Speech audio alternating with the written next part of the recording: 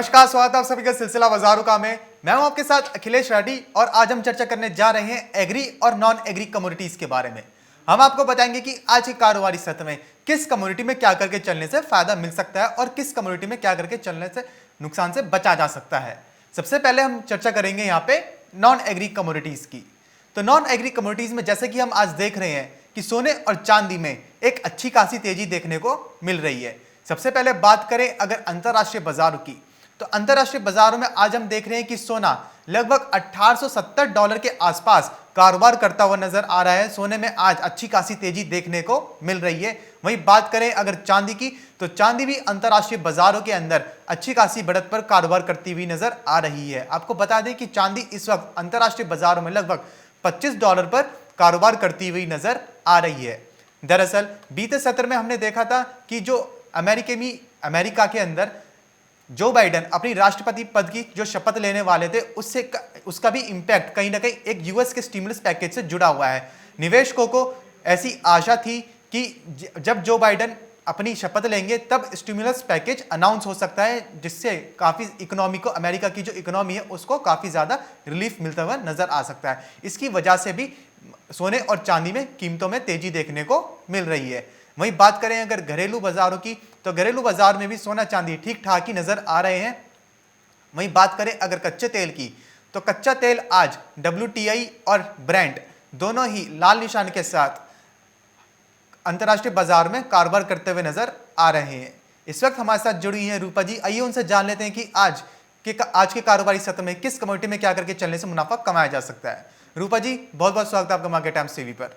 जी, good morning. रूपा जी, जैसे कि हमने देखा कि सोने और चांदी के अंदर आज एक अच्छी खासी बढ़त देखने को मिल रही है। अंतरराष्ट्रीय बाजार में सोना लगभग 1870 के आसपास ट्रेड करता हुआ नजर आ रहा है। तो आज यहां से क्या ये माना जाए कि सोने के अंदर अभी और तेजी देखने को मिल पाएगी? देखिए, आज जो इंटरनेशनल मार्केट्स के अंदर सोने के अंदर एक बाउंस बैक देखने को जी। मिला है। कल देर शाम जो है एक रिकवरी देखने को मिली थी और सोना इंटरनेशनल मार्केट्स के अंदर एक बार 1870 के पार जा पहुंचा है। दरअसल यूएस के अंदर जिस तरीके से स्थितियां बदलती नजर आई हैं उसका इम्पैक्ट देखने को मिला है और अमेरिका की जो फाइनेंस मिनिस्टर है जेनेट एलन, उन्होंने जी। कोरोना वायरस महामारी से पैदा हालात से निपटने के लिए एक बड़ा वित्तीय पैकेज की डिमांड की है और उम्मीद की जा रही है कि वो पैकेज अनाउंस हो सकता है और अगर ऐसा होता है तो फिर सोने को एक सपोर्ट मिलता हुआ दिखाई दे सकता है। तो यही कारण है जिसकी वजह से एक बार फिर से सोने की कीमतों के अंदर रिकवरी देखने जी। को मिली है और उम्मीद की जा रही है कि अब सोना यहां से एक बार $1880 के आसपास सपोर्ट ले सकता है ऊपर में। अगर $1880 को ब्रेक करता है तो वापस से $1920 तक जा सकता है, लेकिन हाल फिलहाल में $1880 की तेजी सोने के अंदर देखने को मिल सकती है। वहीं अगर डोमेस्टिक मार्केट की बात करें तो 50,000 के आसपास सोना जा सकता है। जी। रूपा जी, जैसे कि सोने में अब तेजी देखने को मिली, तो क्या ऐसा भी माना जा सकता है कि सोने के अंदर दोबारा से उच्चतम स्तर देखने को मिल पाएंगे? देखिए, बिल्कुल सोने के अंदर वापस से एक बाउंस बैक एक्सपेक्टेड है और एक बार फिर से ऊपरी स्तरों पर बाजार जाता हुआ दिखाई दे सकता है। जी। वहीं रूपा जी, अगर बात करें घरेलू बाजारों की, तो क्या इसका इम्पैक्ट घरेलू वायदा बाजार पर भी पड़ता हुआ नजर आएगा?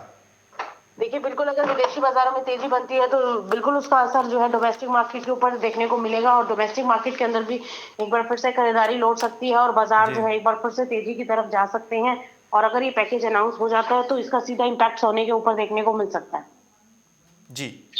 वहीं रूपा जी, अगर बात करें कच्चे तेल की, तो कच्चे तेल में हम देख रहे हैं कि WTI और ब्रेंट दोनों ही $53 के ऊपर बने हुए हैं और इस वक्त लाल निशान के साथ अंतरराष्ट्रीय बाजारों में कारोबार करते हुए नजर आ रहे हैं। आज भी आपने जो पहले बताया था कि कच्चे तेल के कीमतों पर एक प्रेशर बनता हुआ नजर आ रहा है, वही प्रेशर आज भी हम देख रहे हैं। अब यहां से आज के लिए क्या लेवल्स रहेंगे कच्चे तेल के अंदर?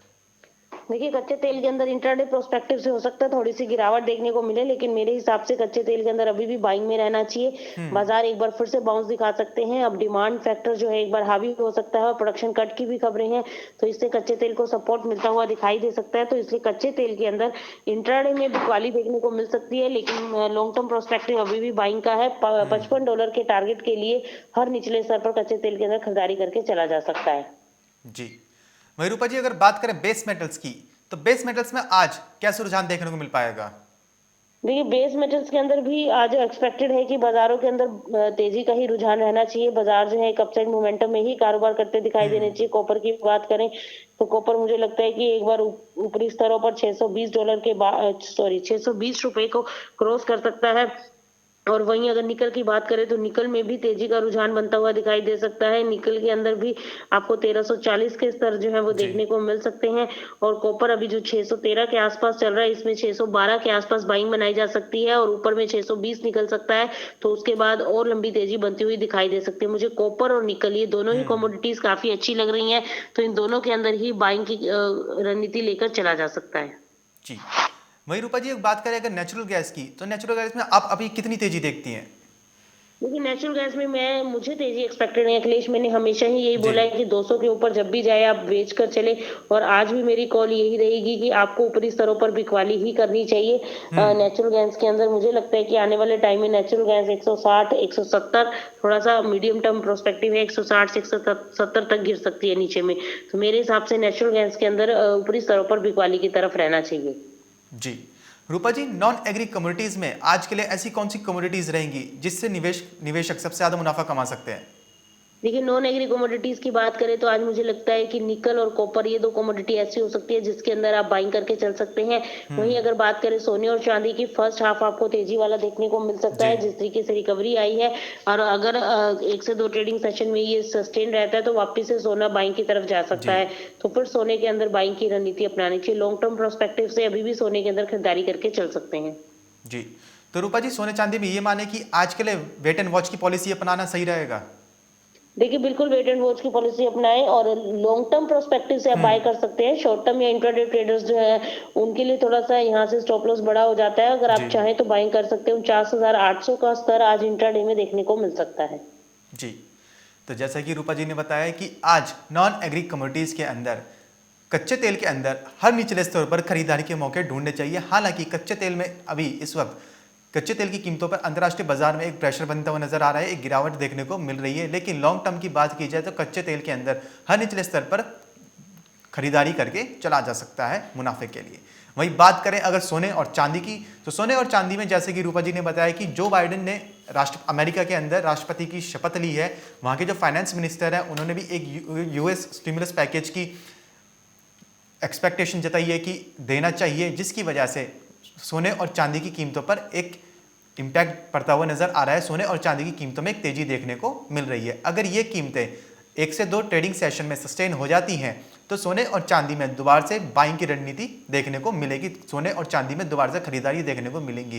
वहीं long term point of view से बात करें तो long term point of view से सोने और चांदी के अंदर तेजी का ही रुझान है। लेकिन इंट्राडे वालों के लिए रूपा जी की तरफ से यही सलाह रहेगी कि वेट एंड वॉच की पॉलिसी अपनाएं, थोड़ा देखें सोने और चांदी को। अगर कीमतें यहाँ से सस्टेन होती हैं 1870 के ऊपर या उससे ऊपर निकलती हैं तो सोने और चांदी में खरीदारी के कॉल्स भी ले सकते हैं।